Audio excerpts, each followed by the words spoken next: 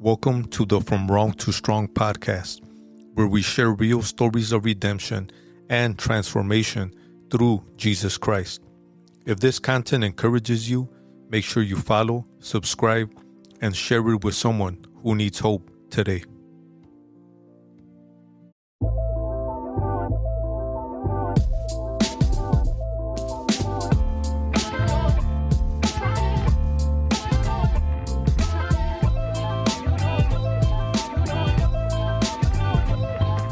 From the city of Chicago, a city most recently known for its crime and violence. On this podcast, we will be sharing stories of redemption from individuals raised in the tough streets of Chicago. Listen to my guests as they share their experiences, struggles, trauma, but also the strength, hope, faith, and perseverance these have developed in them to keep pushing and moving forward in life. Tune in to hear how their lives have gone from darkness to light and from wrong to strong. Hello, everyone.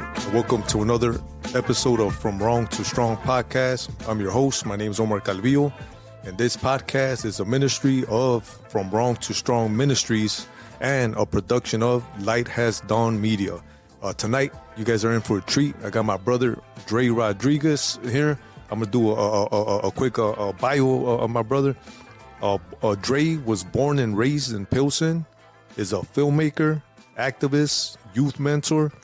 After serving 10 years in federal prison, Dre, a former gang member, decided upon release that he would work to provide opportunities for youth that might deter them from making some of the same bad decisions that almost cost him his life. In 2019, Dre founded Luv City Media, a Chicago-based production company that gives placed at-risk youth a creative outlet to express themselves. And in 2022, with the support of community partners, Luv City became a 501c3 nonprofit. Dre continues to partner with other community leaders, organizations, and artists to bring resources and opportunities to youth in the community. Dre hopes to inspire young people to believe in their talents and push them to pursue the greatness he sees in them. Thanks for being out here, brother. Thanks for having me. When his brother got here, I had sent him a link to the interview that we did. And when I looked at the date, I'm like, man, it was March of 2023.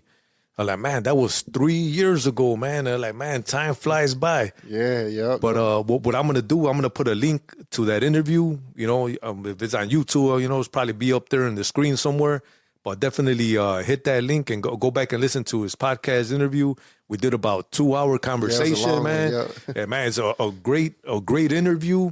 Man, went through his whole life story. Obviously, we're not gonna do that today, man. But I'll go there, listen to it, and then maybe come back and check this interview out. Hey, Dre, you want to give him maybe like a 3-minute recap of your story, you know what I'm saying? Obviously, we're not going to go through the whole thing this time. Yeah, but... nah. I mean, the bio pretty much captured most of it.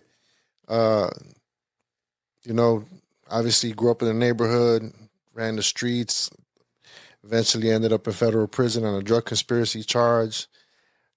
Did 10 years. I came home 2016, and I just started to put my life back together again, after going through that process, pretty much lost everything, not everything, lost all the material stuff, financially, came home struggling, relationships, and I lost some relationships, but I came home and just had to, figure my life out at the age, I was almost 40 when I came home.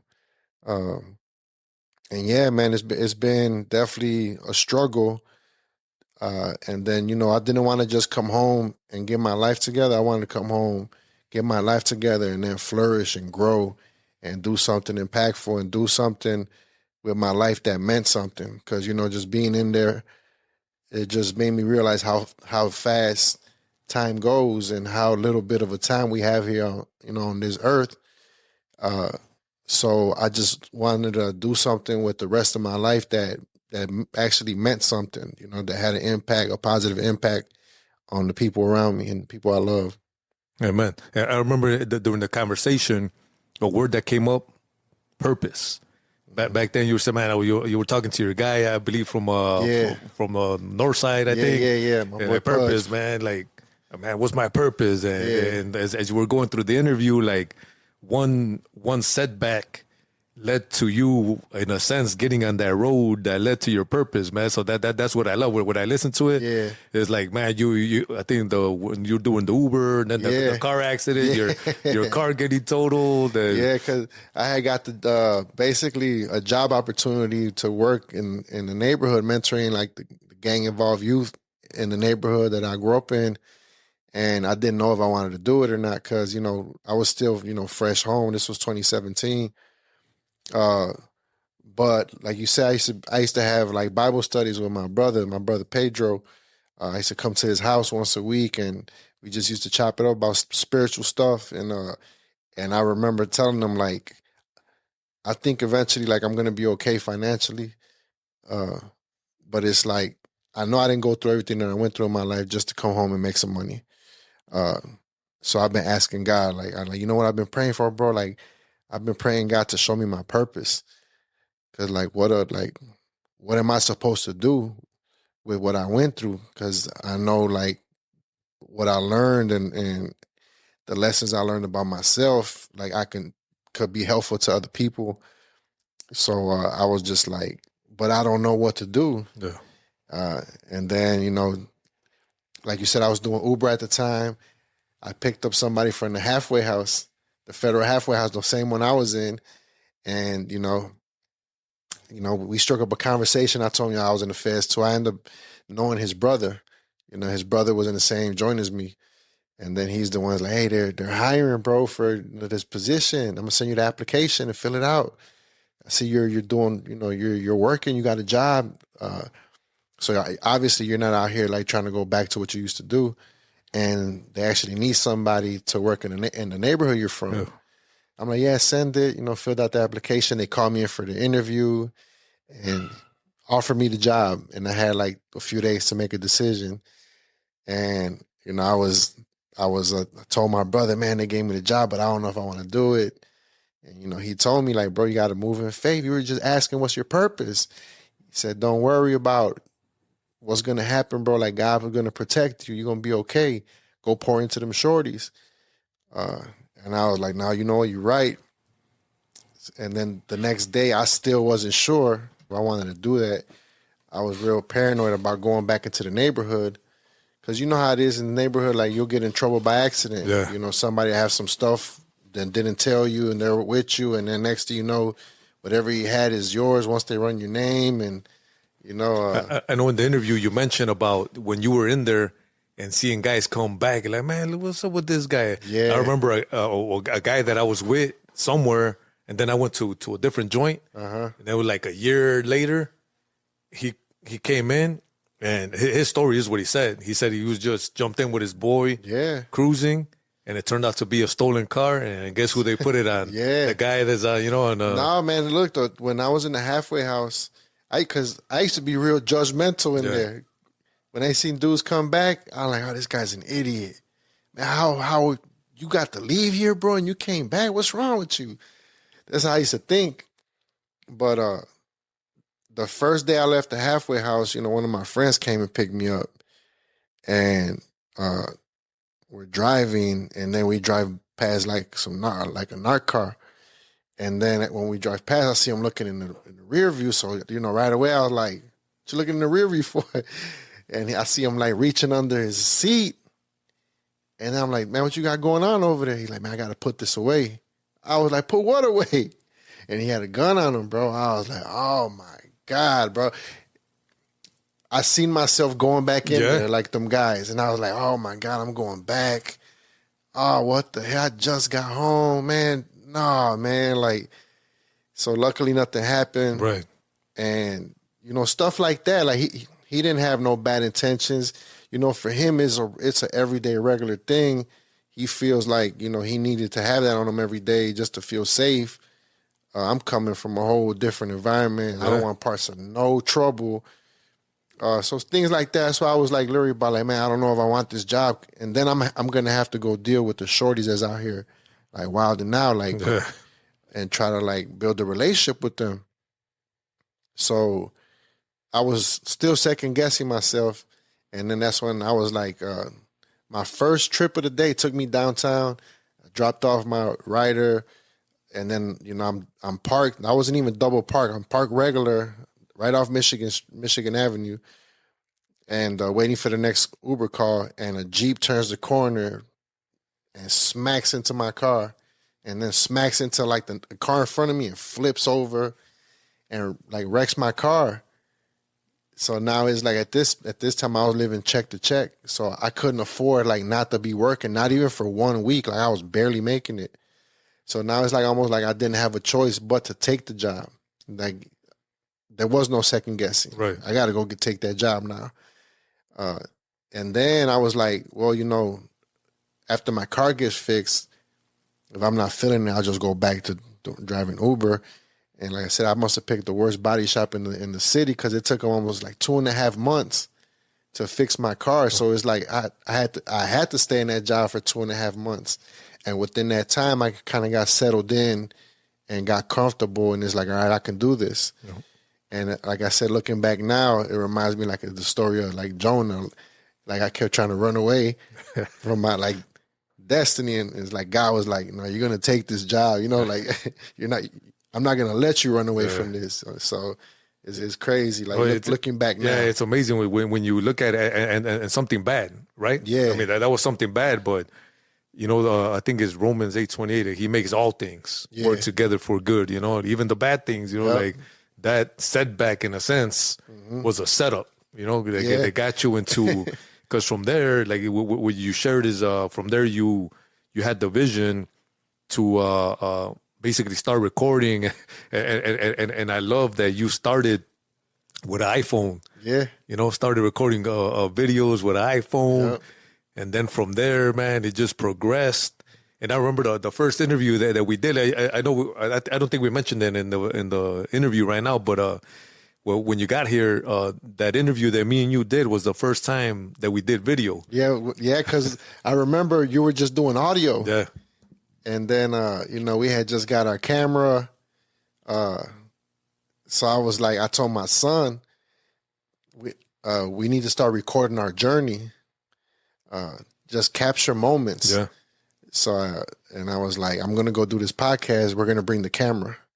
And then I'll just record it like for us. Yeah. And then I remember like telling you had just bought your camera, but you hadn't used it yet. Oh, yeah. That same one you got right now. Yeah. So I remember this brother, I had my little camera because at that point, I didn't have no money. Kind of like right now, I still ain't got no money. A matter of fact, I think I'm about to finish paying it off. Anyways, so I'm all excited. I got my little, probably close to $1,000 for that, with the camera and the lens. So I'm all, it's going to be my first video, a podcast. Yeah. And this brother shows up with a big old, huge professional camera. Like, man, let me put my little camera away, man. Yeah, no, man. I believed in what I was doing so much that I invested. Because I'm a licensed real estate broker. So I had just got my license. I've been doing real estate for years, even before I got locked up as an investor. But I never had a license. So when I came home, I just got licensed because I was knowledgeable about real estate. It was like another tool in my pocket, another way like to generate some like revenue for myself. But I had just got my license, and I had just closed on my first deal, and I was expecting like a nice little commission check. I think like $6,000 or $7,000, and I believed in what I was doing so much because with the phone, I had like we got the ball rolling with the phone, but then like my computer, my little laptop kept crashing. I understood video production better, and I was like, how do I get my stuff to look like that? And then my friend's like, well, you need to get like a real camera instead of your phone. So I was like, well, what's a good camera? Like, I want my stuff to look like that.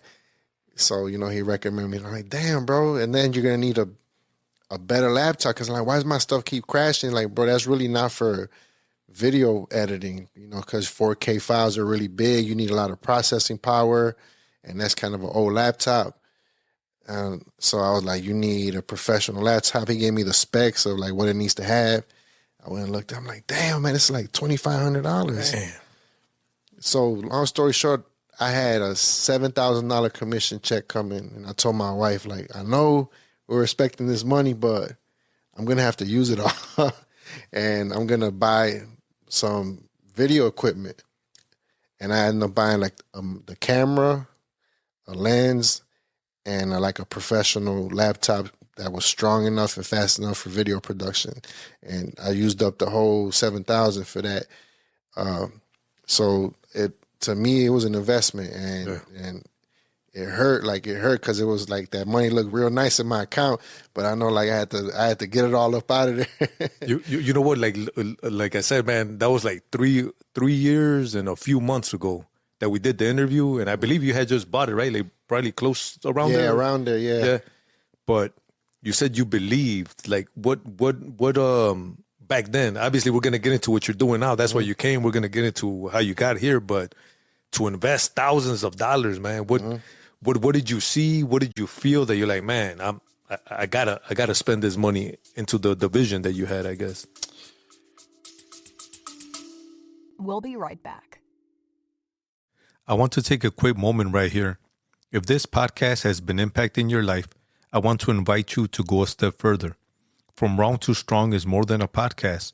We're a nonprofit ministry reaching people inside and outside prison walls through testimonies, devotionals, and outreach. You can be a part of that. Visit fromwrongtostrong.org to learn more, support the mission, or get involved. And if you haven't already, follow the podcast and share this episode with someone who needs to hear it. All right, let's get back into it. It's just the way everything had played out that had been continued to play out in my life since I came home from prison. Up until that point, is like I just felt like whatever I believed in, I just had to put the work in, and like God was really going to take care of the rest. And that's really like I really felt like that. I'm going to buy this. I'm going to continue to learn this craft of filming, and I believe God's going to open doors for us. I don't know how. I don't have like a game plan. I don't have a blueprint. I'm just going to keep working. And I know he's going to put people in my path. He's going to put, ideas into my mind and put the right people around me. And that's the faith I had then, and it's the faith I have to this day. Amen. Mm-hmm. Amen. So, man, there's a verse, man. I think it says, "Don't despise small beginnings." Mm-hmm. And you with your little iPhone, to investing thousands of dollars to a camera, to what you're doing now. But could you share when you started the nonprofit? So you're recording, recording music videos, no guns in the videos. Yeah. I remember you shared a funny story about showing up and somebody not knowing, hey, we don't put no guns. And he said he showed up and there was like the guns whole neighborhood everywhere. was there. Even partying, waving guns around like, hey, we're going to shoot a video. Like, and I told my son, like, damn, man, hey, I forgot to tell him no guns, bro. And I had to tell him, hey, look, man, I'm going to send you your money back, bro. My bad. I forgot to tell you. I thought you knew, but we don't put no guns in our videos. What? And he was on house arrest. The guy was on house arrest. He's like, man, I told everybody bring their guns. So I'm like, I see. Yeah. But like, that's my bad, bro. Yeah. Like, I'm gonna cash app you back right now. And he's like, no, bro. No, I ain't make you come out here for nothing. We're gonna work. And at first I was like, I don't know if he's like giving me an order, like you're not leaving. But he was like, nah, man, like we still gonna shoot the video, man. He turns around like, hey, put the guns away, man. No guns in the video. Everybody at the same time. Oh, what the hell? Like, so I told him, like, look, bro, trust me, man. Trust me, the video is still going to be good. It's still going to be good.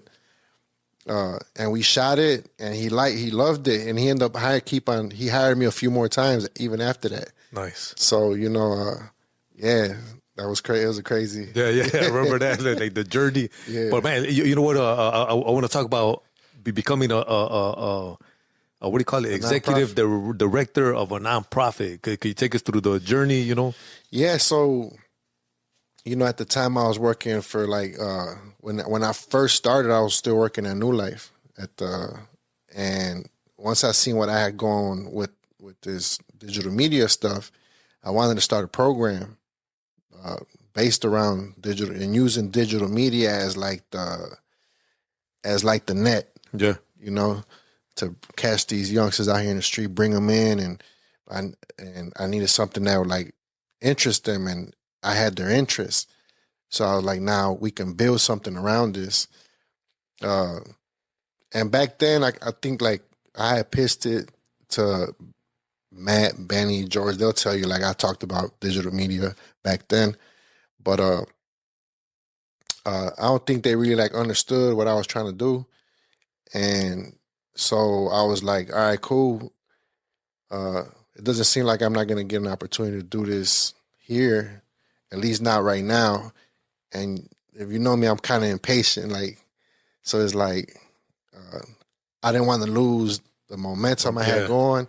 And some of the like music, you know, is still music from the street, and it's like raw, uncut. And like sometimes I wasn't even comfortable recording some of the stuff, like, because it was like I had rules, like obviously no guns. We're not gonna be disrespecting nobody's neighborhood. We're not disrespecting the dead. We're not doing that. I'm not doing that. Right.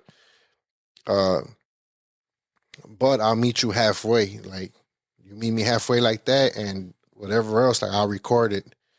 And that's how I was building a relationship with these shorts. So I don't think like it wasn't a good fit to be like in a church doing that. No, yeah. You know what I'm saying? Yeah, I got you. Yeah. So I was like, I don't think this is going to be able to be what it's supposed to be anyways here. Right.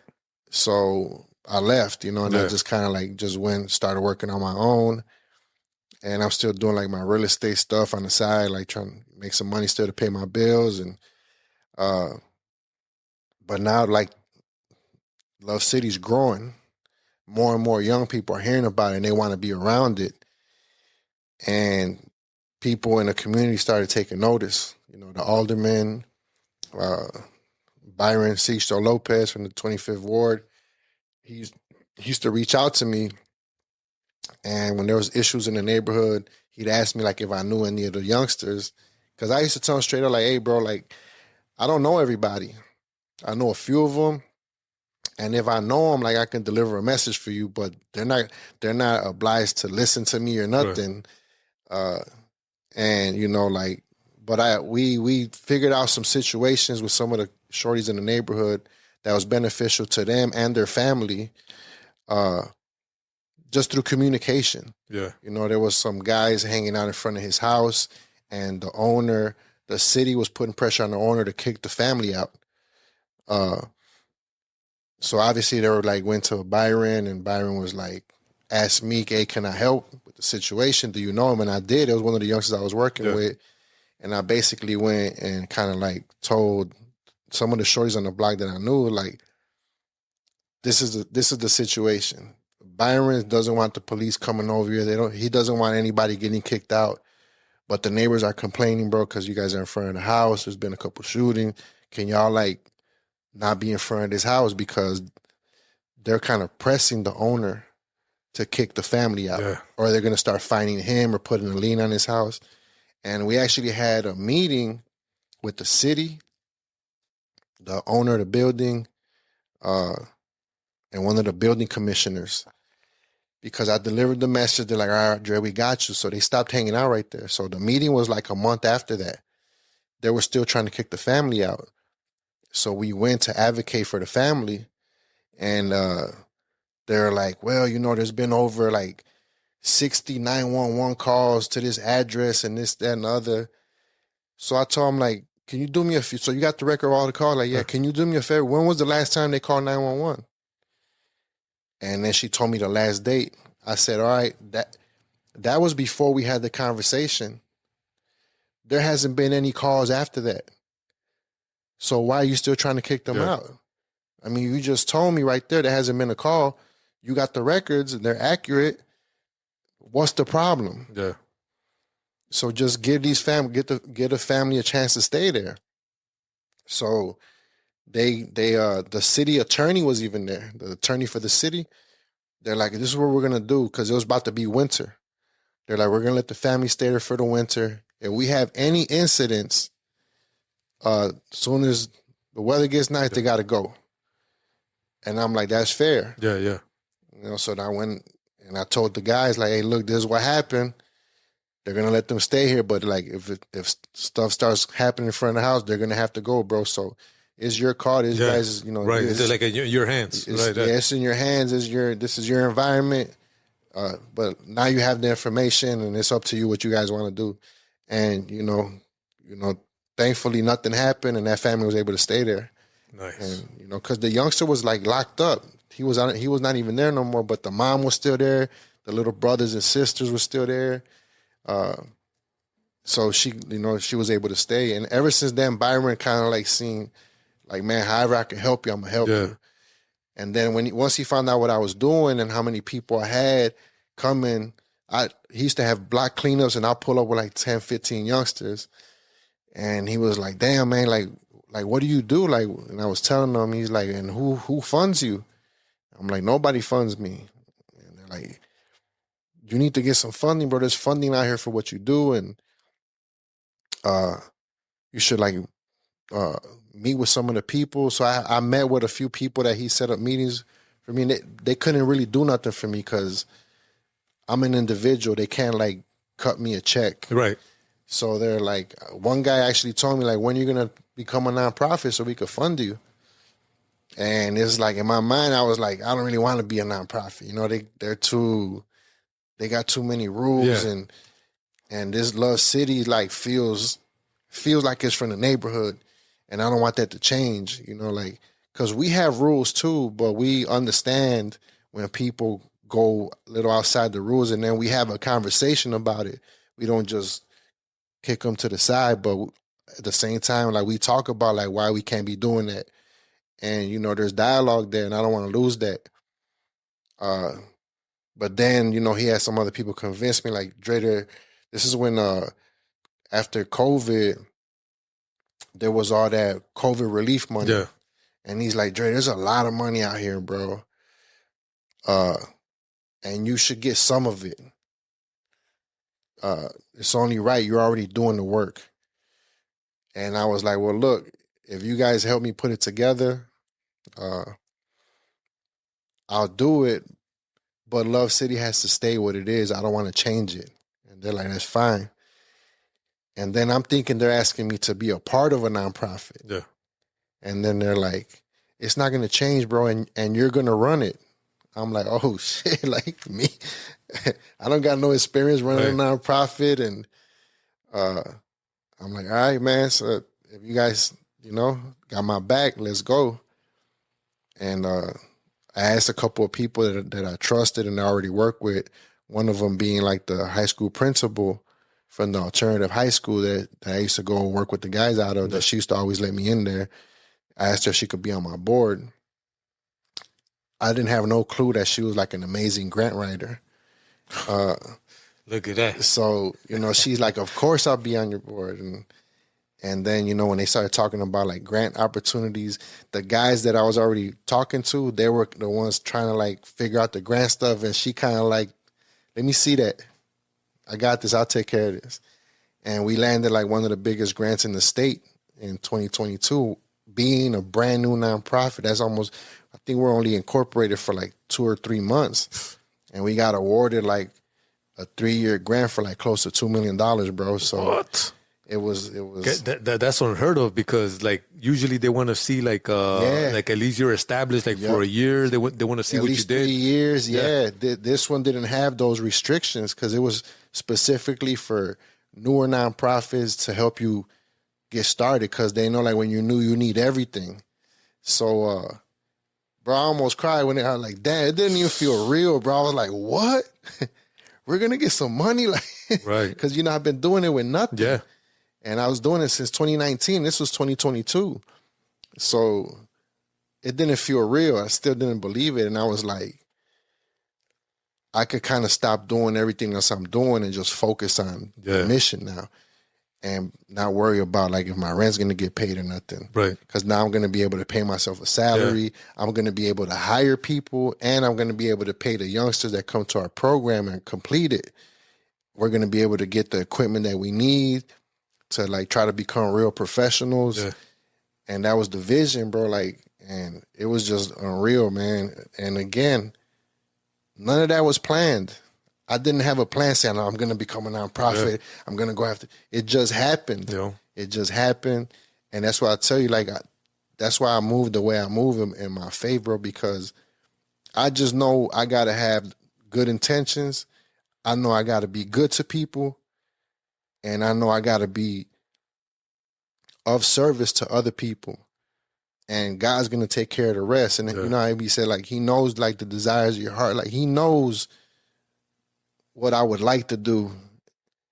And he's going to make a way as long as I, you know, do my part. Right. And put the work in, because it's a lot of work. Oh, no, a lot of work.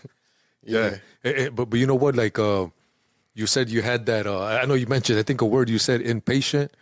But I think something happens, man, because like I feel like God's awakened like a creative side in me, and like when something comes to my mind, man, I'm like action. You know, there's a verse that says, "Faith without works is dead." Yeah, and like there's got to be like action, man. And I see something, and I know like earlier you mentioned maybe like, you know, somebody else didn't catch the vision you had. But sometimes it's like that, man. Sometimes he's giving you a vision and you see it. No. And like, I got to move on it. I don't know why I got to take the first, second, third step, but look at what it led you to in 2-3 months to executive director of a nonprofit, $2 million. Yeah, no, when I left, this was like almost 3 years later after I left. So it didn't happen right away. Right. But I just knew I wanted to build something like that was how I seen it, that I think would speak to the youngsters how I wanted to speak to them. And it wasn't a traditional way, and I know it probably wouldn't be understood. Because one thing that I did realize is that like everybody's not gonna understand what you're trying to do. And I just like I think a little bit different for the most part than most of the people that I'm around. And every now and then I'll find somebody that like we kind of think the same, you know. And it's like, hey, you understand my language. So there's two crazy people out there. Yeah. No, for real, man. Yeah, I got you. For real, because it's like, bro, like, come on. I remember when I was saying when I first said we're gonna shoot movies, they're looking at me like, what are you talking about, bro? We're gonna shoot movies, like. What? Like, and I was just like, we're going to learn this, bro. We're going to learn. Like, because one thing that the mentality I came home with from prison is that I can learn anything. It sounds crazy. It sounds cliche, but it really hit me in jail. Like, I never really tried to learn nothing outside of like the streets. I remember I was working in the butcher shop in there because I needed to make some money in there, you know, and the butcher shop paid good, and the CEO sometimes will let me take a little bit home back to the cell. What'd you take back? Some barrachera, man? Man, sometimes they used to have like good, it almost was like carnitas a little bit. Yeah? You know, some, you know, stuff like that, roast beef, just to make myself a little sandwich back in the unit, because I was hurting for a little bit in there. But I didn't know how to be a butcher. I'm in there, and like in 3 months, I'm in there running it, chopping it up, organizing everything. And it was like damn, like I didn't know nothing. And look, I learned it. I just had to do it. And eventually, like, I can learn it. And, you know, I taught myself how to play chess in there. And I was just thinking, like, I never knew how to play chess, and I know how to play chess now. And I'm not that bad. I wasn't the best, but I could beat a lot of people. And it's like, and that clicked in my head, like, damn, I could learn anything. Anything I try, I just need to try it. And I never thought like that before. You know, I was just like, nah, I don't know that. Oh, I don't know it. Like, if I didn't already know it, it's like I didn't really want to deal with it. You probably just like quit before you even started. Like, I like almost like self-defeated, right? Yeah, like the mindset before, like, man, I'm not even going to try that because if I can't succeed at it, I'm not even going to give it a shot, right? Yeah. Now that changed. So when I came home, I felt like I could learn anything. I just need to put my mind to it. And that's the mentality that I have. I still have it to this day. Now it's like, do I have the time? Because I was like, you know why I laugh? Because that's my life story right now. like my wife, my wife's Puerto Rican. She was all like, when I hooked up with a Mexican, I'm thinking like, you're going to be, tearing it up in the kitchen, making me all that good Mexican food. And I was like, no, I don't really cook, And then she's like, why don't you cook, man? Because, sometimes I'll make the little things I know how to make. Yeah. And she's like, man, you made that good. And I was like, I could learn how to cook. Yeah. I just don't got time to be messing up a bunch of meals first, because that's what's going to happen. Yeah. I'm going to mess it up, figure out what I did wrong, and do it again. And I don't want to have to go through all that. Like, I'm over here too busy trying to learn all this other stuff right now. But yeah, man, that's kind of how I see things, Yeah. And you know what? Like going like forward, I guess, like the video, the editing, and all that. This is stuff you learned in your 40s, right? Yeah. And a lot of people think that, man, I'm in my 40s. Yeah, what was that saying? You can't teach an old dog new tricks. Yes, you can. Man, I just turned 48, man, and I feel like right now, man, if you knew how many projects I got going on right now, man. It's like you just about to hit your stride, right? Yeah, not for real. Yeah, man. Like time. That's why I laughed when you said time. Yeah. Man, I need to add another day to the week, man. Yeah. If I had like 8 days, man, I'll be good, man. I'll be doing some stuff, man. Now, I was supposed to be here an hour ago. Okay. I'm late because I was just trying to get so much done. Yeah. But nah, that's what's up. And that was one of the things that was kind of like almost depressing when I came home.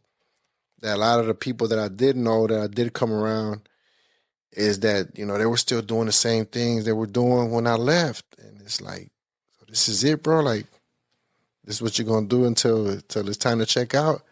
I'm coming out like, nah, bro, like, getting a second chance at life. We got to make the most out of it. We still could do, like, we could still accomplish things. Like, nah. So it was like, I kind of knew there's nobody around me at that moment that has that same type of energy. So I feel like I'm on my own. I got to figure this out on my own. And maybe when they see, they'll get inspired to start trying to do something their own, Yes. You know what? That's where I'm at right now, man. They asked me to share a word with the men at my church at a breakfast. And the word that I shared, man, don't let what you consume stop you from creating what God created you to create. And I feel that's, so right now, like you mentioned the stride that I'm in, like I think I shared with you how I turned this into a nonprofit barely in September. So it's September of 25. So it's not even a year yet.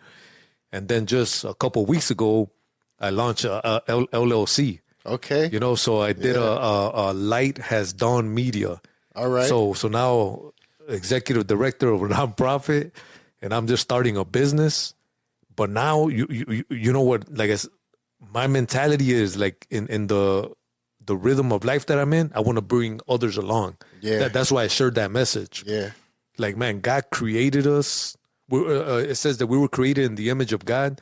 And the first way that he revealed himself was as creator. In the beginning, God created. Yep. So there's the creator. And now, like, I feel like he's awakened that in me. And now, like, my vision is to bring others along, almost to awaken others as well. Yeah. And come on, man, let's go on this journey together. Let's learn together. Because trust me, I'm learning, but I'm going, man. Yeah, no, I feel you, and I completely understand. You know what I be asking God? I was like, God, just don't let me get tired, man.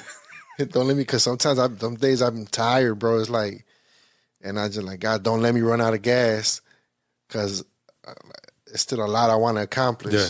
But I know everything takes time. Can I ask you something? Are you intentional of like taking a break? Like, man, like, or like you're all gun ho, like, man, just. I try to take like one day out of the week, and sometimes I'm bad about it, where like I'll work on that day too. But I'll be like that, man. I'm gonna rest. But it just feels, if nobody's around, I'll jump on the computer, start editing. Yeah, because it's like that grant we got, right? The 3 years came and went, and we did a lot of amazing things, and we grew a lot, but it came to an end. And so now it's like we've secured other smaller grants. So it's always, and then there's always a time period to the grants. It's not like, okay, now you're good So that doesn't let my mind kind of be at ease a little bit.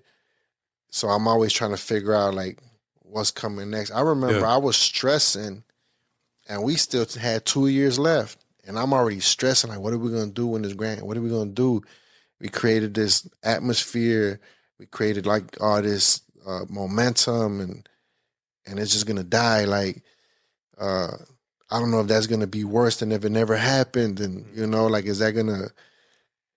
It's gonna kind of almost feed the energy that was here before, like you said, the defeatist energy. Like, see, it didn't last. You know, it was only so that and mind you, we still had 24 months left, and I'm already stressing, like not even being able to sleep, just thinking about it. Like, what am I gonna do? Like, we can't fail.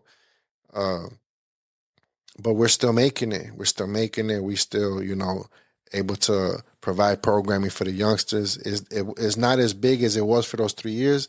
Because, bro, like, there was one summer we had 75 kids coming into our space 5 days a week during the summer from 10 a.m. to 2 p.m. Like, do you know how hard that is? Yeah. And they wanted to come in, and that's because that's all we could take. It was more of them wanted to come, but it's like, it's too much. Yeah. And now it's like we got a smaller program. It's just we do smaller groups now, but more spread out throughout the year. So we're still making it happen. And now like we're kind of pivoting into this filmmaking world where like you, I started a LLC last year for my production company. Okay. For my films. So my films are coming out through like that production company. The goal is, the vision that I had is that one day the production company is going to dwarf the nonprofit. And now I'm going to be able to hire people and not be stressing about if somebody in the state is going to feel like our application is good enough or feel like we're worthy of a grant. Because, bro, that'd be pissing me off. Like, you don't see what we're doing here? Yeah. Like, how would you not want to keep this going? And it gets me upset because I see all the money that's getting spent on other things. It's like, come on, man. You see how many lives we're impacting? Like, is like a bike lane more important than that? You know what I'm saying? Like, and that's just as an example. Now, I don't got nothing against bike lanes and nothing, but I do, especially on Archer, man. They don't. You see the Archer Avenue, man. They don't jacked it up, man. But anyways, for you that don't know, Archer Avenue, man, runs probably through most of the city. Was it east or west? Yeah. Turn 2 lanes into 1. But anyways, I don't want to get sidetracked. But yeah. So that's what gets me upset. Like, I know it's possible to keep it going, and then when you're competing against these, and they're like, it's not a competition, you know, we're all, but it is. Like, you start, the way they got it set up is all, it makes like organizations almost feel like they're competing against each other. And then when we're competing against huge nonprofits like a UCAN, like a New Life, like, it almost feels like it's a giant Goliath and David. Yeah. So it's just like, we're not giving up the fight, and we're still going, and we're on solid ground.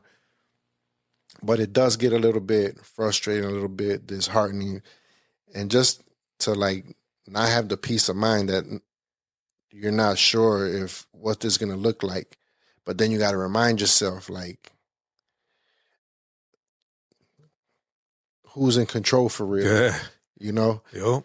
And I constantly got to remind myself because, spiritual out here, the doubts start creeping in, the fear, the uneasiness, and we all know where that's coming from. Yeah. Oh, yeah. That's not coming from God, you know what I'm saying? So just dealing with that. And, but, like I see us having a big production company one day where like we could possibly fund the nonprofit exactly on our own. Yes. So that's the vision. Yeah. Yeah. That's the same way that I'm thinking now. Mm-hmm. Like, I want to create content for the nonprofit. So it's like the media side of it. It's gonna create the stuff. Let's say the books, the study guides to be used for the nonprofit, and it's almost like the one's feeding the other. Yeah. Which is will like kind of like what what you mean. You know what I'm saying? Yeah, Like, yeah. God willing, you know, you guys get, prosperous. We're enough. We're now, man, we're going to take some of that money. Yep. And we're going to, now you're like self-sustaining in a sense. And that's the goal. And that's the key word. And that's what we've been talking about, becoming self-sustainable. Because right now it feels like we're depending on handouts.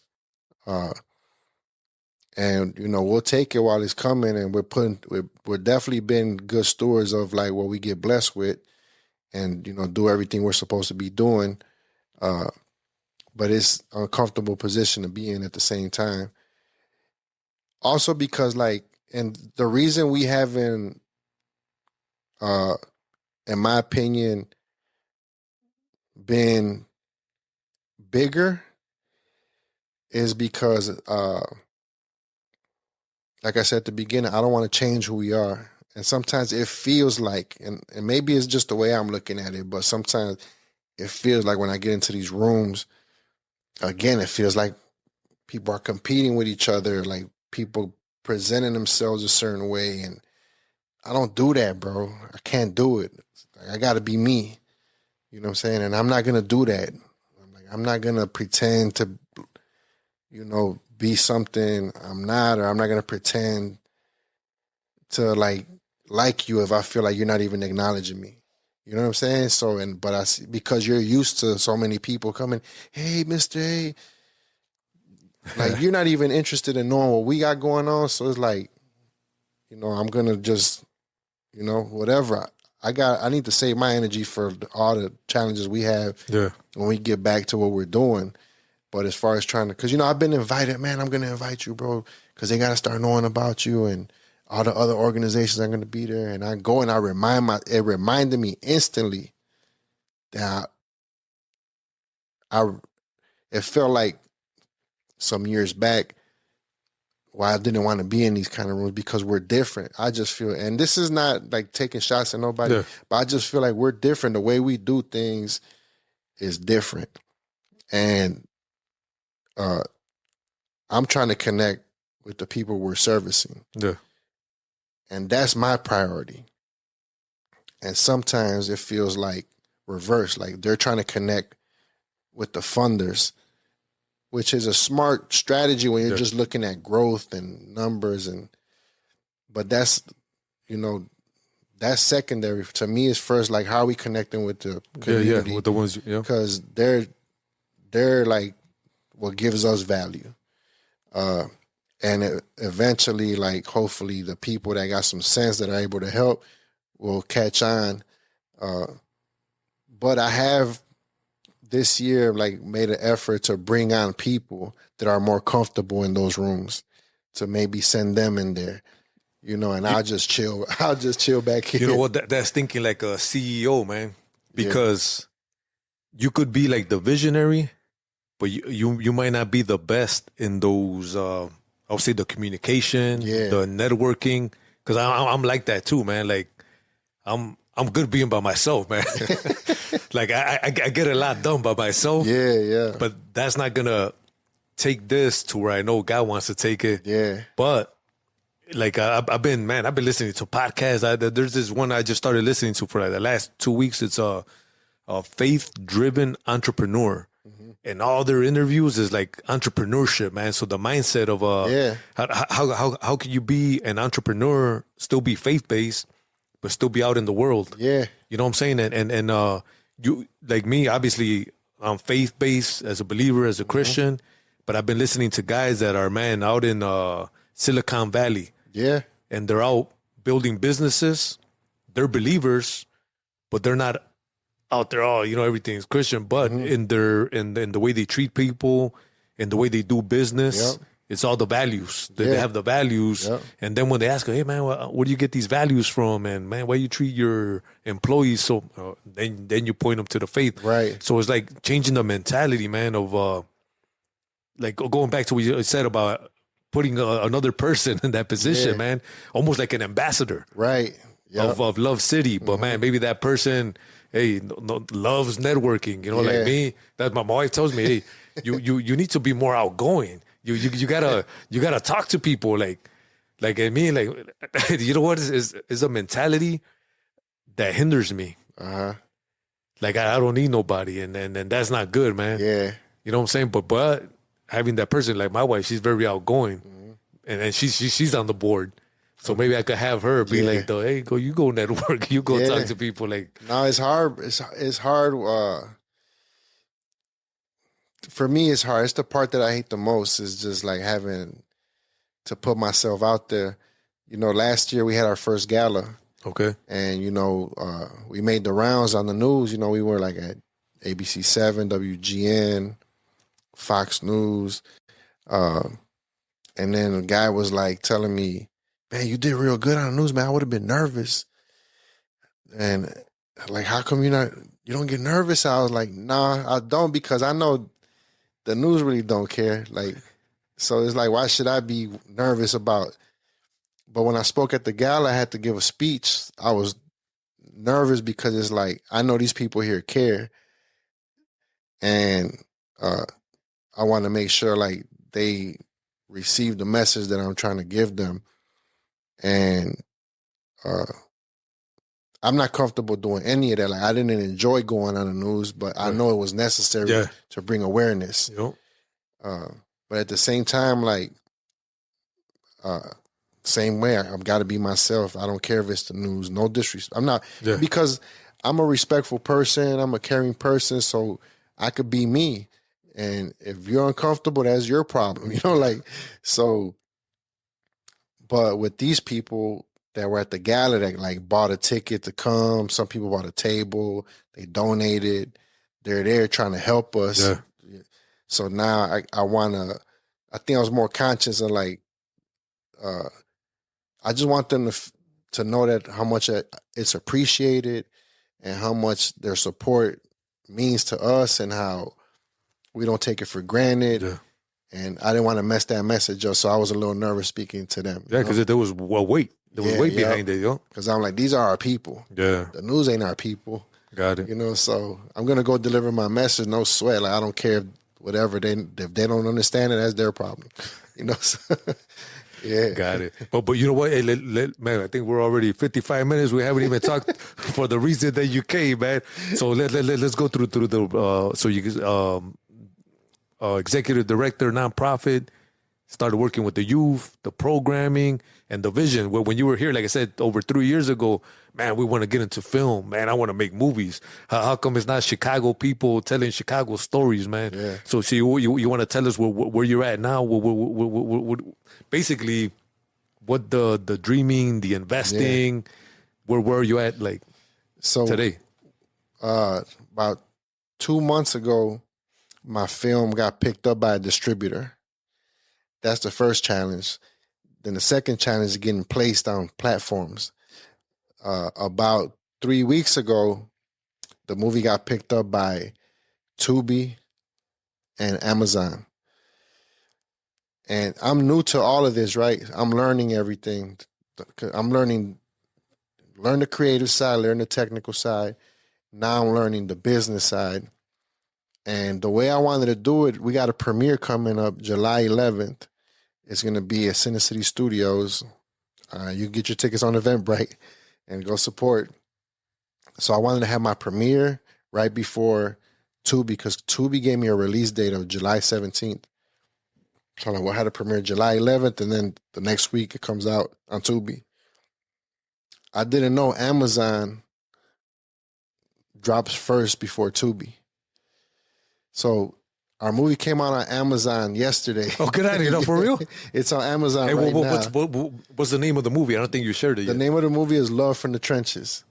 Luv From the Trenches. So I was like, everybody like, oh, that's amazing. That's amazing. I'm like, no, it's not, man. It's going to mess up my premiere. Like, people are just going to go watch it on Amazon for $3 instead of buying a ticket for $30, you know, like. But I'm learning, you know. Yeah. So I talked to like this other guy that's helping me with promotion. He's like, yeah, if I would have talked to you like a year ago, I would have told you, hey, do your premiere way earlier. So it didn't roll out exactly how I had it planned. So you don't want me to share this before the premiere? Nah, you can share it, because like the guy told me, I was like, man, I think I'm gonna tell him take it down. Like, no, don't do that, bro. Don't tell him take it down. Like, Oh yeah, man, that's big. I mean, He said it's out. He's like, it's out now, man. You might as I'm well gonna go start watch it right now when you leave. So if you notice today on Instagram, Okay. I put out a teaser a couple weeks ago Okay. of the movie. Today I put out the full trailer. I didn't want to put that out till like the day of the premiere. Okay. So I was like, it's out now. I'm gonna put the full trailer out and start promoting it. Like it's out on Amazon. So yeah, man. So if you watch it on Amazon, hey man, come support the premiere, because the premiere is more than just the movie. You know, we're having a live DJ there. We're gonna have food there.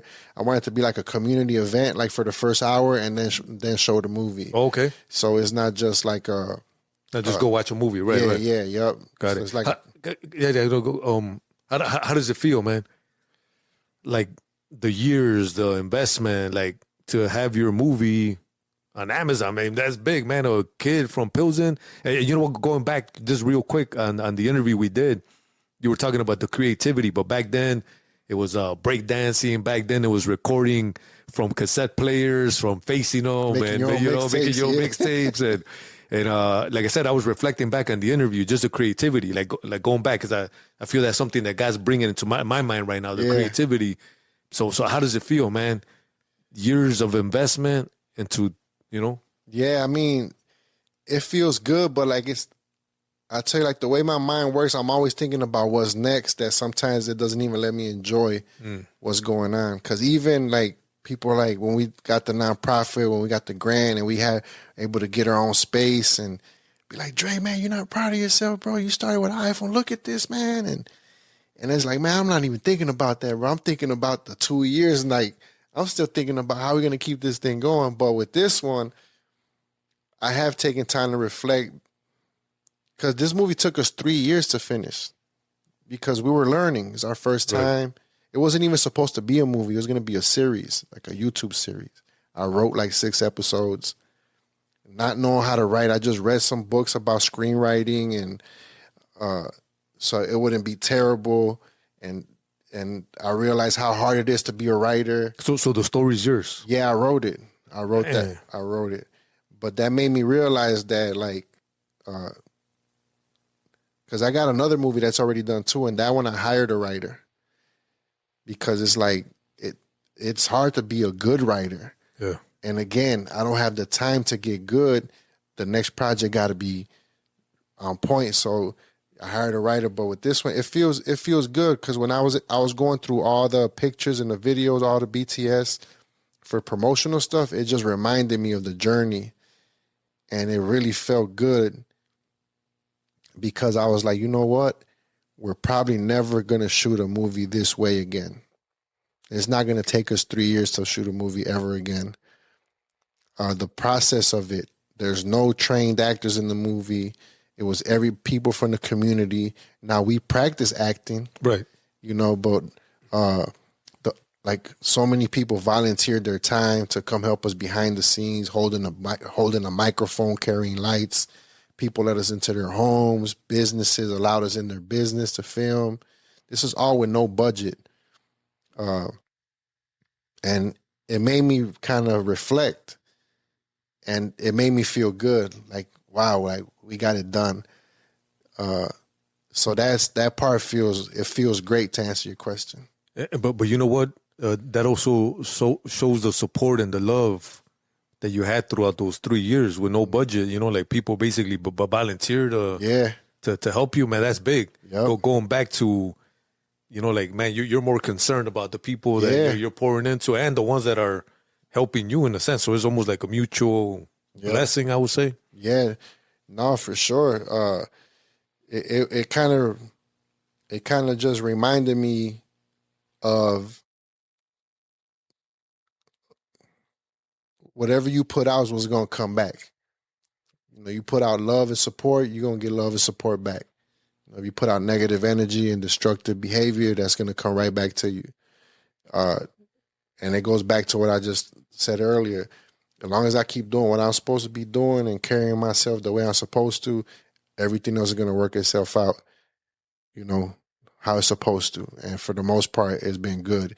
And when it's a setback, I don't look at it as, I look at setbacks different. I just look at it, I'm like, well, it wasn't supposed to work out that way. Keep it moving. Keep going. Keep moving forward. Don't stop. I heard a quote. I think it says something like, I don't lose, I learn. Yeah. Like from those setbacks. Yep. You know what I'm saying? Like, man, learn. Okay, maybe I did something wrong. Maybe I shouldn't have done that. Maybe, I should have did it differently. I used to look at my time like that. I said, if I do all this time and I come out and be the same person and didn't learn anything, then it was a waste of time. But if I come out better because I learned what I was supposed to learn about myself in there, and I changed who I am, my mentality is different, it wasn't a waste of time. No. It was a process. And I keep always looking back at that time that I was away. As more time goes on, the more it reveals itself to be a blessing. As hard as it was, as dark as it felt, like I would never be doing the things that I'm doing now or think the way I do if I didn't go through that, because it almost like forced me to change who I was as a person, like all the negative stuff. The image that came to my mind is like forged in the fire. Yeah. Something got built in those years of the fire, you know what I'm saying? Of the hard, almost like or how they say like the gold got to get put through the fire to get purified, like to get all the bad stuff out of it. That's what it felt, because it was a painful, dark time for me, like it wasn't easy for me. The mental part obviously is the hardest part about being locked up. I wasn't worried about no fights. I wasn't worried about getting stabbed. I wasn't worried about none of that. Not because I was a tough guy, but I just knew how to carry myself. I was always respectful, always humble in there. And for the most part, you don't got to worry about nothing if you carry. It's the people that want to act tough, want to act crazy. Them the ones that get what they're looking for, But so I wasn't never worried. The hard part for me was struggle just mentally, like just being away from all your loved ones, being isolated, and having a lot of time to think how you messed up your life and like how do you fix it, and just that was the hard part, figuring all that stuff out. Yeah, I know that when we did the first interview, you were talking about the mental health, trying to go to was it a therapist? Was it a therapist? And then not being able to because they told me I didn't need it because I never had any history of mental health. I was like, I never did 10 years in prison before either. And I mean, just growing up in Pilsen will give you some mental health issues. Yeah, I told you, like when I learned about anxiety, I'm like, oh yeah, I had this my whole life. I didn't know it was called something. Yeah, you just learned to. You thought it was normal. Yeah, everybody's looking out. Everybody's watching their back. It was just like natural. Yeah, a quick question. I know you mentioned you wrote it. You also directed it. Yeah. So what else did you do on the film? What roles did you play? Like, I wrote it, I directed it, I produced it, and I also acted in it. That's it, man. And I see a lot of people kind of like, and to me, that's not a flex that I did all of those things, because all of that taught me that I need help. I need help. I don't want to ever have to do all those things again in one project. I wouldn't mind writing again, maybe keep playing around with it. But for the meantime, I'm hiring writers that been working at their craft for years already, and they're good. I could work with them to put a story together, and they'll put it together for me. Things like that. Directing, you need to be just focused on directing. You can't be worrying about, hey, fix this light. Yeah. Hey, let me check the sound real quick. Yeah. Hey, man, can you go run and get this? Like, on the film set, there's people that do all of that. This last film that I shot in December, that just got screened at the Soho House last night, called Keep It a Buck, I hired a writer. But it had to be somebody from Chicago, because I was like, I want to tell authentic Chicago stories. They got to sound like Chicago. They got to understand. So somebody that kind of you know how like you talk about the neighborhood, like you already know if I describe something to you, you kind of get what I'm talking about, right? Because similar life experiences. So I feel like the writing had to be like that too. It couldn't be like somebody from out of town writing about how dangerous it feels. I need somebody that actually felt that danger, that has the talent to write. So I had a writer, I had a producer. A producer's kind of like the person that organizes everything, that hires the crew, does the casting. I had a lighting person. All they do was work on the lights. I had a sound person. All they do, these are like tradesmen. Yeah. Like people that build the house. You got your electrical, you got your carpentry, you got your plumbers. Drywall. So that's why, again, I got experience with real estate. I've done some flips before. I've done some construction stuff. So to me, it's like, okay, the producer's like the GC and everybody else is the tradespeople. And so now I know that's in good hands. I can just focus on directing, because I'm going to tell you what will happen. The movie Luv From the Trenches, when I see it now, I see all the room for improvement, because we're getting better. And it shows, it's funny because in the movie, you can tell like the scenes are getting better as the story goes on. Because remember, it's 3 years. Hey, so don't stop watching after the first 10 minutes, right? don't give me a chance, Stick around for 30 minutes at least. Yeah. Right? So, what I noticed is when I was filming stuff, I was so focused on making sure the sound was right, making this right. And then I'm also shooting it, because a director doesn't shoot it, he just directs. So you need a camera operator. Okay. That's so you were doing that I was too? a camera operator too. Yeah, I forgot about that. And then, with the cinema cameras, it's manual focus. So you know how these are autofocus? Yeah.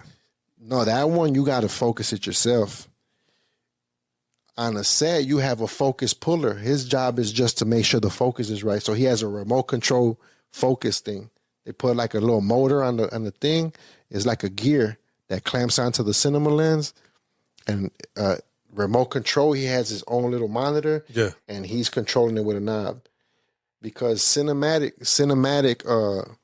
focus is different than autofocus. This is more to like fast. Yeah.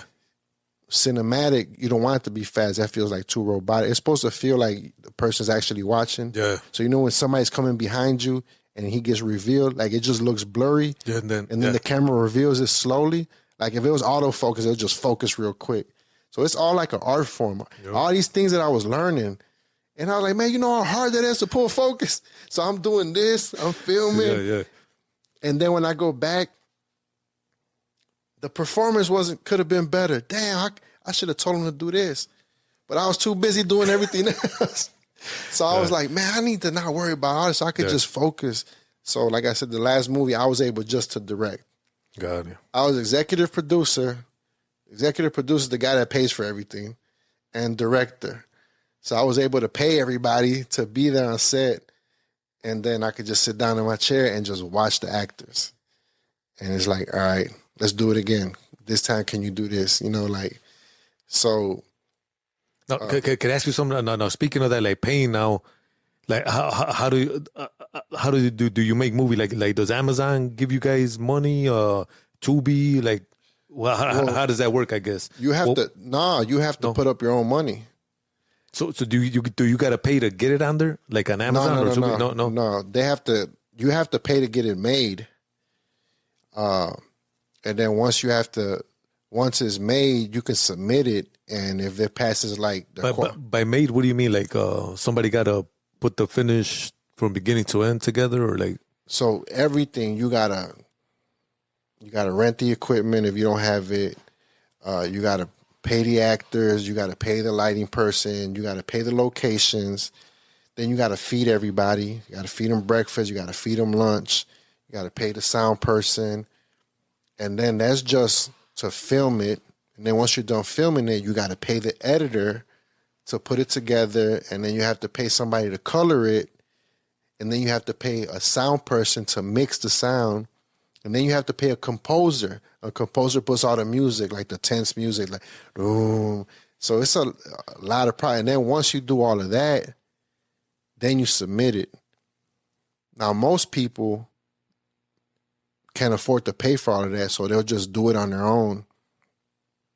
And that's kind of like Luv From the Trenches was like that. But we had enough experience to where like the quality was good enough to get on the platform. And because even though it was all volunteer, I still had to pay for some locations. Like if you, in the trailer, we're in a hospital room, right? That was a set. I had to rent the set out, and the set was like $400 an hour. And then, you know, when we're shooting out there, I had to buy everybody food. That's like, I'm not going to have you all day with me and I feed you. I had to pay the editor to edit it, you know, so now like I'm paying for all the promotional stuff. I'm doing the premiere, you know, I had to pay for the venue. Could I ask you a quick question? Accounting, were you doing the accounting too, keeping the books or somebody? I had to. Holy and trust me, man. like I knew. Hey, look, this year I hired some accountants. Okay. And they're like, man, you know, you could have saved this much money. You know, you could have did this. You should have structured your stuff. I'm like, I didn't know. No, right. I know. So we're actually going back because we're going to go try to go back to my last year's taxes because it's like you're supposed to get more money back because of the money you invested. Yeah, right. And I'm like, oh, shit. Yeah. I didn't know. Right. So now you're talking about tax strategy. And I was like, see that's why I asked because that's how my mind is now, man. Yeah. Like, man, I don't know. My mind's like, what is it?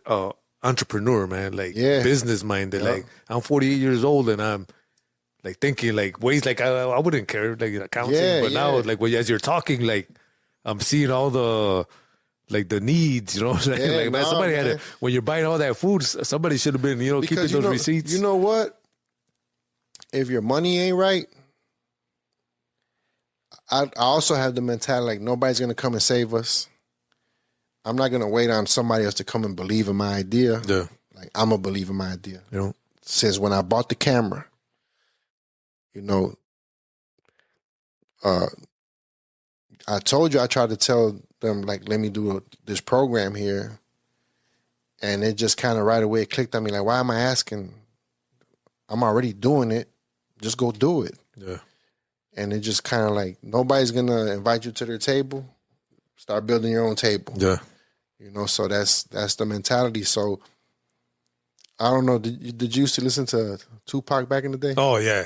I remember. The Machiavelli song. No, it was a song where he's talking about,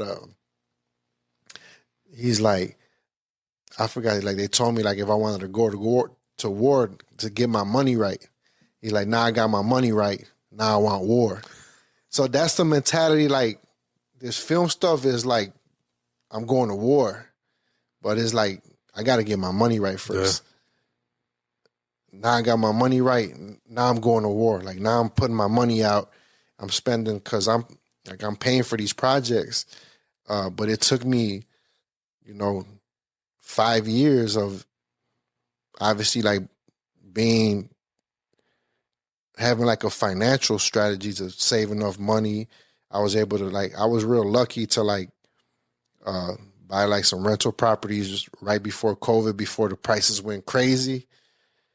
And again, I didn't know.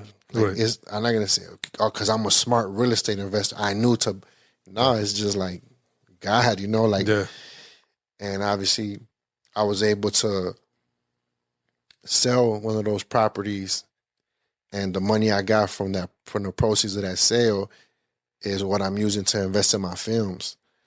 And it's just like I don't need nobody to believe. I believe, and I'm gonna put my money up. Put your money where your mouth is, right? But I'm not foolish either. Like I studied everything. I learned about distribution. I learned about promotion. I learned about what's a reasonable budget, what things should cost, especially for a small independent film company. I'm not going to jump out the window. I'm going to take like a smart, calculated risk. Still a risk. Yeah. Because nothing's guaranteed, but at least like you can mitigate the risk. You can kind of bring the risk down as much as you can. So I know like realistically, these movies that do good, this is how much they can possibly make. And this is a realistic number. So the rest of the numbers got to add up to that. Like you can't be spending what it's probably going to make only in total on the whole budget. You're not gonna, and then that's if it does good. Right. If it doesn't, and it happens, and I see now, I'm talking to other filmmakers, they're not even thinking about the business side. They're just so focused on the creative part. And it's sad because it's like you're probably never going to get another chance to work on another one of your ideas because of the position you're putting yourself in now.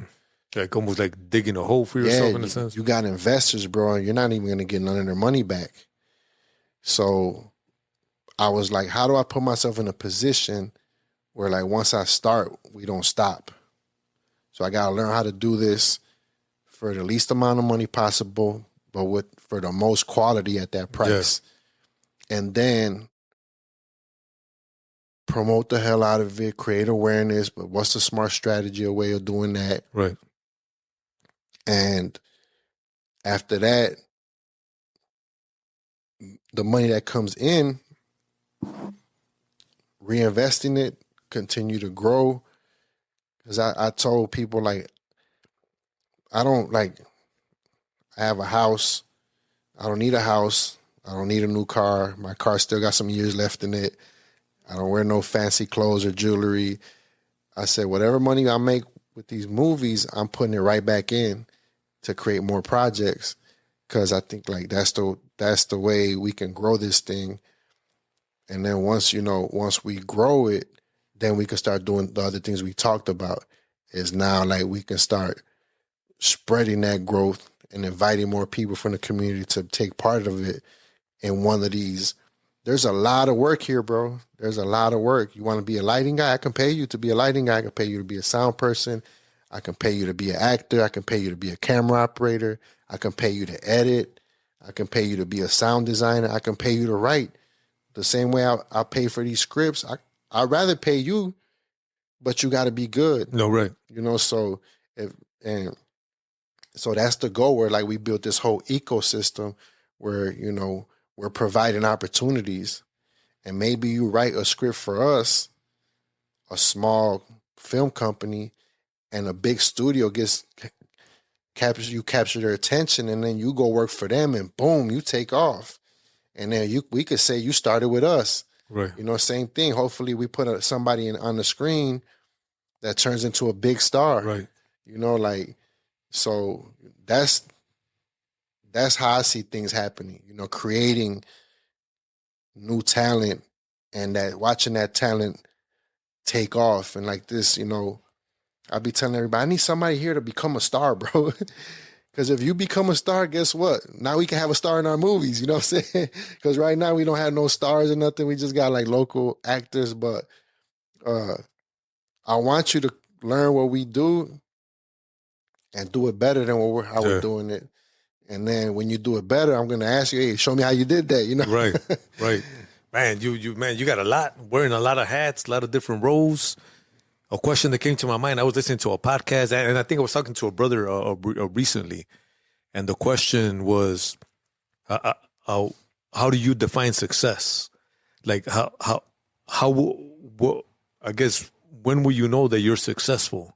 What things, because it's different to everybody. Yeah. Like what success mean to you? Like, when I don't think about money no more, where money's not even a thought, I just want to think about ideas, and the money's not even an issue.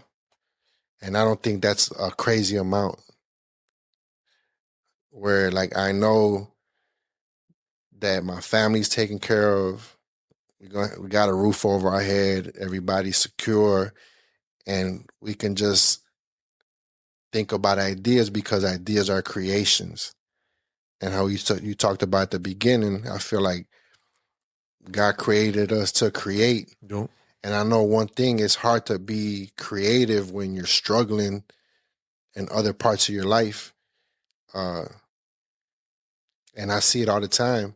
That's why some of the creators that I work with, it's hard to push them because you can't push a creator. Like, you can't force people to be creative, and you can't like if you're a boss, you can kind of get on your workers and come on, man, let's pick up the pace. And you can't do that. to creatives because they got to create the way they create. And sometimes, you know, it takes time or whatever. But it's hard to do when there's like money on the line, people's rents on the line. And so I don't want to have to worry about that, bro, because, you know, we come from poverty, bro. Yeah. And, you know, not too long ago, I didn't have nothing when I came home. So that's still like not in the distant past. So this, unfortunately, like it's always on my mind, like my, because I'm a provider now. I have a family that I got to provide for. And I'm always thinking like, I don't ever want them to feel, you know, what it feels like to not have nothing to where like it's drastic, right? But so I think I'll be successful when I'm not thinking about bills. I'm just thinking about what's the next idea. You know what I'm saying? That's success to me. Man, that's good, man. Just the next project and just on the go, man. So the last time you were here, you're like, man, my vision is to create movies. Bam, you're creating movies. You mentioned 2, I believe, and I think you said another one in the works. So how many more in the works? So the end of July 31st, I'll be in Detroit for 7 days filming. I'm working with a producer from Detroit that I hired. That's already doing great things that I've been kind of knowing already for a few years. And now that I'm in position to be like, put a film budget together, you know, I was like, hey man, when we gonna do something together? And then she kind of like told me like, dog, this how I do things. And I'm like, all right, cool. Like I could roll with that. That makes sense to me. Let's go. So, you know, we're going to work out there. I want to learn their process, the way they do things. I'm always trying to learn, you know? Yeah. That's awesome, man. They're having some success, but so we got the 2 films done. I helped produce a 3rd film that'll be out in this winter. That one, I was just one of the producers on it. You know, I got a small piece of ownership of that. But yeah, we're doing it. We're doing it right now. So that was 3 years ago we talked. So let's say we do an interview 3 years from now. What's Dre going to be doing 3 years? But what's your vision 3 years from now, man? Man, my vision is our production company's big, man. We have our own studio that we actually own. And we're going to be providing opportunities for other creators to come and showcase what they do. And we're going to help them make their films, you know? And I think this thing is just going to be almost like a Disney, you know what I'm saying? Like when you see like Luv City is just going to be a creative hub of making films, telling the impactful stories. You know, I got a film that we're working on right now. We've been working on the script, and this one I'm getting involved with a little bit more about all the stuff that happened with the ICE stuff here in Chicago. Oh, okay. So we're writing that right now, and we're taking our time with that one. And I know the writer I was working with was like wanted to hurry up and put it out. And I was, I'm patient. I'm like, yeah. But then it's like, nah, these ain't one of these stories where it got to be right. It got to be right. It got to be real. Because I want people to feel something when they watch my movie. Anything. I want you to feel something, man. Like, I made you laugh. I made you happy. I made you sad. I made you angry. But I want you to feel. Yeah. You know, like if you felt something, then we made a good movie. Yeah.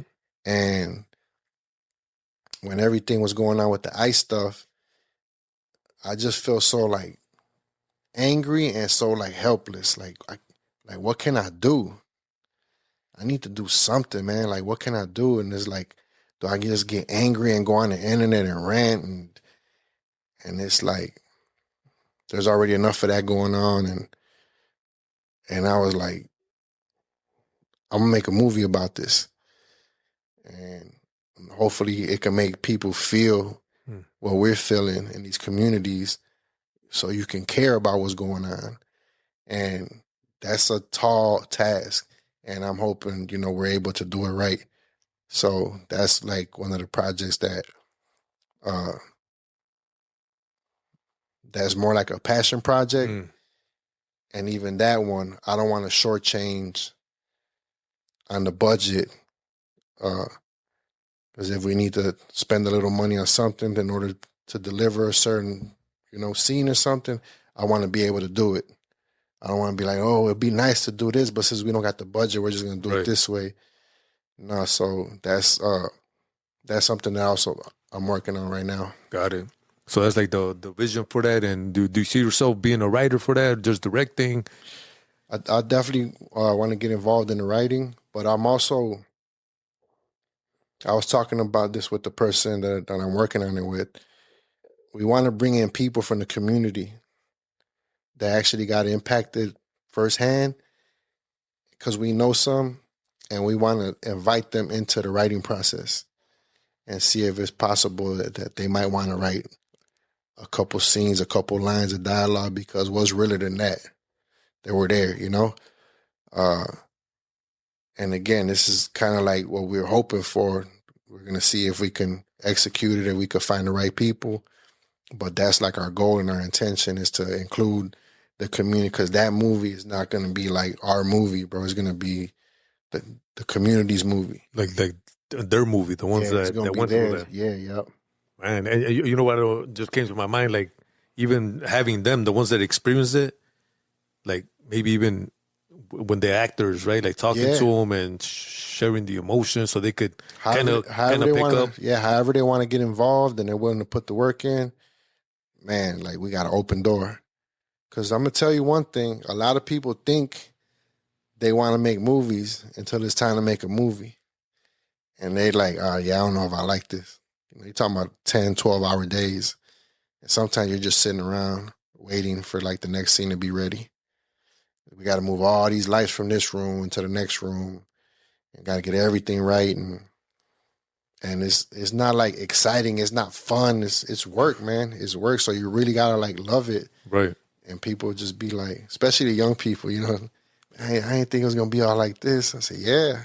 It might not be for you because this is what it is. If you don't like this, then you might not want to make movies. Right. Go find something else to do, huh? Yeah. Man, amazing, man. Hey, it's already been an hour and a half, man. Damn. But is there anything that you wanted to share or anything else that we didn't get a chance to talk about, man? No, I mean, just support the project, man. Just know that when you see our brand on something, understand like the story behind it and the intentions behind everything we make. Whether it's not your like cup of tea as far as entertainment, that's understandable. Whether you maybe not agree with the messaging or certain, that's understandable too. But just know like the people behind it are people that have good intentions and are like of service to like the people in the community. Got it. Now, for those that are gonna watch, those from Pilsen, Humboldt Park, other areas that you've been through, Chicago based. How could Chicago support you, man? How is Luv City gonna be? I guess recoup some money, man. Like how does that work, man? So first of all, we have our premiere. You can find on Eventbrite. You go on Eventbrite, type in Luv From the Trenches, red carpet premiere. You can buy a ticket to the premiere. That'll be a good way to start. Like I said, our movie's out on Amazon Prime that you can rent right now for like $2.99. And last but not least, on Tubi, you can watch it for free. Just watch it. Give it a chance, turn it on, and give us some views because, we get paid through like the ad revenue. So however many people, watch it, is however times they play a commercial, that's how we get paid. Oh, okay. So that's really how you can support us. It's just by watching our project when it comes out on Tubi or attend one of our premieres. And, obviously we got the website, lovecity.org for the nonprofit. There's a donate button on there as well, but I don't really like promoting the donate button. I know it's hard out here. People just barely making it, so I almost feel guilty sometimes asking people for support financially. See, but that's where you got to put somebody else in that position, Yeah, man. yeah, For right. real, man. Because I'm the same way, man. I don't like to ask for money, but man, it takes money to do the work you're doing, man. It takes money to do the programming with the youth, so, like you said, to feed them, and man, donate. Hit the. I'll say it, man. Go luvcity.org and hit that donate button, man. But hey, Dre, usually I ask our guests, man, if if you ain't got no, social media links. What So you can find us on Instagram at Luv City CHI. That's LUVCITY CHI. You can find us on Facebook. Same thing. TikTok, Luv City Studios. I got to post there more often. I already post a lot of TikTok. Website, luvcity.org. And again, just check out the movie on Tubi, Luv From the Trenches. LUV, Luv From the Trenches. And I'll probably give you the movie poster so you can probably post it. Oh, yeah, definitely. I'll put it on the video, put it on the screen. When I edit it, I'll put it on there. That way they could definitely check it out. But man, hey Dre, you mind closing us out in a prayer? You know my prayers are fast, bro. It's all right, man. Father God, I just want to thank you again for allowing us to be in this space together and, share my story with this brother here who started this podcast. And I just ask that you bless this platform, bless his family, bless everybody around them. And I just ask that you continue to guide us, Lord, and that, our steps are aligned with your will, and just keep everybody safe, keep our family safe, our loved ones safe. In Jesus' name we pray, amen. Amen, amen. And with that, we're going to get ready to wrap up. Thanks for being on here, brother. Matthew 4:16 reads, "The people who sat in darkness have seen a great light, and upon those who sat in the region and shadow of death, light has dawned." Alongside my brother, Dre Rodriguez, I'm Omar Calvillo, and through Jesus Christ, I've gone from darkness to light and from wrong to strong.